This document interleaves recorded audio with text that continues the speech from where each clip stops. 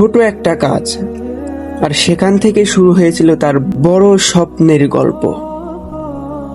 একটা ভাঙা দোকানের সামনে দাঁড়িয়েছিল আরিফ। পকেটে মাত্র 50 টাকা, আর মাথায় হাজারটা সন্দেহ। এটা দিয়ে কি সত্যিই কিছু করা সম্ভব? মানুষ হাসতো, কেউ বলতো তুই এই দিয়ে ব্যবসা হবে, কেউ বলতো তুই বড় কিছু করতে পারবি। অসম্ভব। আরিফ শুনতো, কিন্তু কিছু বলতো না, কারণ ভিতরে ভিতরে সে জানতো শুরুটা ছোট হলেও স্বপ্নটা ছোট না। সে একটা ছোট চায়ের স্টল দিয়ে শুরু করলো। প্রথম দিন মাত্র 5 কাপ চা বিক্রি, দ্বিতীয় দিন 7 কাপ, কখনো বিক্রি হতো না। অনেক দিন রাতে খালি হাতে বাড়ি ফিরত। সেই রাতগুলোতে সে কাঁদতো না, সে ভাবতো কাল আমি আরো ভালো করব। প্রতিদিন একটু একটু করে শিখতো কিভাবে ভালো চা বানাতে হয়, কিভাবে মানুষের সাথে কথা বলতে হয়, কিভাবে নিজের কাজকে ভালোবাসতে হয়।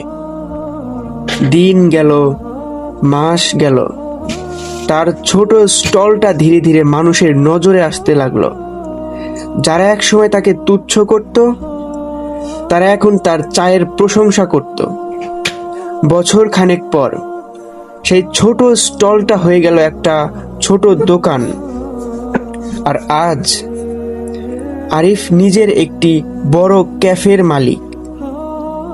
কিন্তু তার সবচেয়ে বড় জয় ছিল না টাকা, ছিল তার বিশ্বাস। ছোট শুরু মানেই ছোট ভবিষ্যৎ না। মনে রেখো, তুমি কোথা থেকে শুরু করছো সেটা গুরুত্বপূর্ণ না।